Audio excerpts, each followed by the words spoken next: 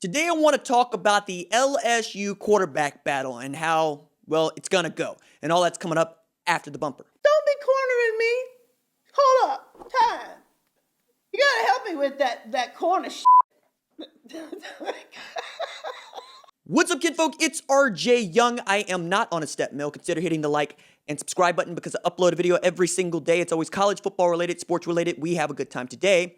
I want to talk about the three quarterbacks that are vying for the starting job at LSU. I don't think that Garrett Nussmeier is going to factor into it this year, though he could. And if there are those of y'all that think Garrett Nussmeier has a shot, you probably have a point, if for no other reason than Myles Brennan got hurt last year, and TJ Finley and Max Johnson both had really good outings at one point or another, finished the season with Max Johnson, and that gives us this false feeling that Max Johnson is going to be the guy. It gave me that, right? And I go back and I look at the data and I take a look. It's like, yo, RJ, nah, man, you probably got that one wrong, right? And I'll walk through how I got here.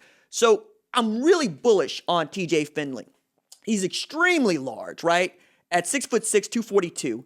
And he had a 1-to-1 TD to interception ratio, which as a true freshman in limited outings is not terrible. And he had one really outstanding game. 52-24 against South Carolina, 17 of 21 for 265, two tutties, and a pick.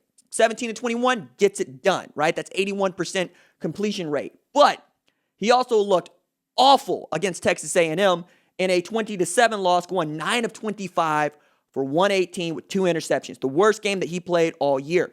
Everything else hovered between 50% and 64% in completion percentage, though he did go 27 of 42 for 271 against Arkansas, and that Barry Odom defense was really good. Jalen Catalon is a dude. Hudson Clark is a dude.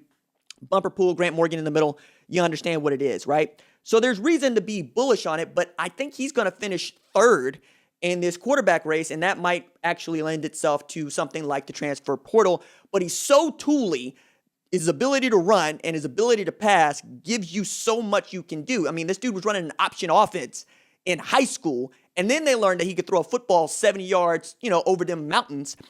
I think he's the kind of guy that you really want to take a chance on, but is definitely a project, and perhaps that's not a project that you have time to mature at a place like LSU. We'll see what Jake Peetz has to say about it, but the other guy here has to be Max Johnson, whose interception to touchdown ratio was ridiculous. 8-1, passed for over 1,000 yards, and then really didn't get his first start until the end of the season, right? He was backing up TJ Finley once Myles Brennan went out in the first three games of the season. So we go from a guy that is completing about 60% of his passes as a backup, right? Coming in to spell 11 of 17 against Alabama for 110, 14 of 22 against A&M for 113. Not that much better than TJ Finley, though. He didn't throw any picks. He threw a touchdown pass as well. And then 15 of 24 for 172 and one TD against Auburn, right? All of those are losses, but they won the last two games against number 6 Florida and a really outstandingly talented, at least offensively, Ole Miss team. Now, Florida's the one that everybody saw and everybody remembers. 37-34, a victory that is going to live for a very long time because Marco Nelson thought it was smart to taunt LSU by taking an opponent's shoe and throwing it, picking up a penalty that put them into a position to win the football game later. But in that game, Johnson was great on the road in the swamp. 21 of 36 for 239, 3 touchdowns, right? That's for a true freshman making his first start on the road with just 54 other scholarship players with him. That's nothing to sneeze at. And then the game that I don't know that everybody watched, but the numbers are gaudy. 27 of 51 for 435, 3 touchdowns and 1 interception, but just a 53% completion percentage. And he never completed more than 65% of his passes in any one outing. Again, he has a lot of the tools that you like to see, and he got better as he got more opportunities to play. 6'5", 219, also another legitimately large, tooly quarterback. Does not have the big arm that TJ Finley does, but who does? 100. I mean, honestly, also a true freshman. So both of those guys are going to be sophomores coming into this next year. But the guy that's probably going to win the job is the guy that won the job to start the season last year, and the guy that really took a backseat to Joe Burrow once he came in, and Myles Brennan. Brennan is taking that extra year of eligibility, 6'4", 210.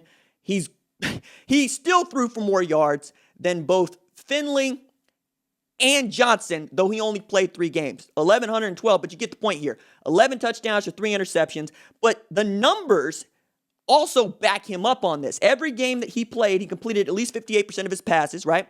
That's about where we saw a TJ Finley and a Max Johnson kind of level out, right? The worst game that Myles Brennan played was about the average for what they did. 58% against Mississippi State in a loss, 44-34, but completed 27 of 46 for 345 with 3 TDs and 2 picks, right? The next game is against Vanderbilt, and who doesn't beat up on Vanderbilt? 41-7, 23 of 37 for 337 with 4 touchdowns, 1 pick.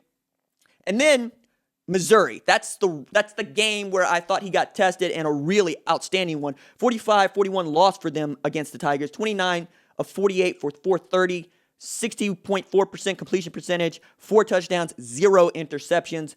That's a good day, right? He's also averaging about 9 yards per attempt those last 2 games. And over the course of his career, he's been pretty good about averaging better than 8 yards per attempt. The 2018 season, he didn't play that much, so we're going to throw that one out. The 2019 season, he didn't play that much. And then, that's the thing, right? We keep going. He didn't play that much. We really want to see what a full season of Myles Brennan looks like. And this is a guy that I know that Ed Orgeron has wanted to win the job for some time. But you also got Kayshon Boutte, who I think is going to be a monster. You're adding other weapons to that list. And if you're able to convince Eric Gilbert to stay on, you got an opportunity to have a dynamic offense once again. I didn't see enough from their running back group, but I think that'll get better.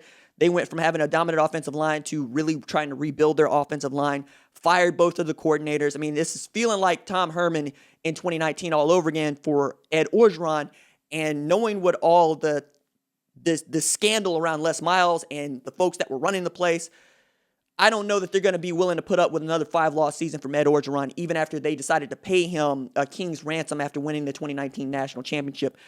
But right now, I think Myles Brennan is the front runner to win the job. I think he's probably going to win the job, and you might see TJ Finley or Max Johnson both enter the transfer portal. All right, that's it for me. Doses.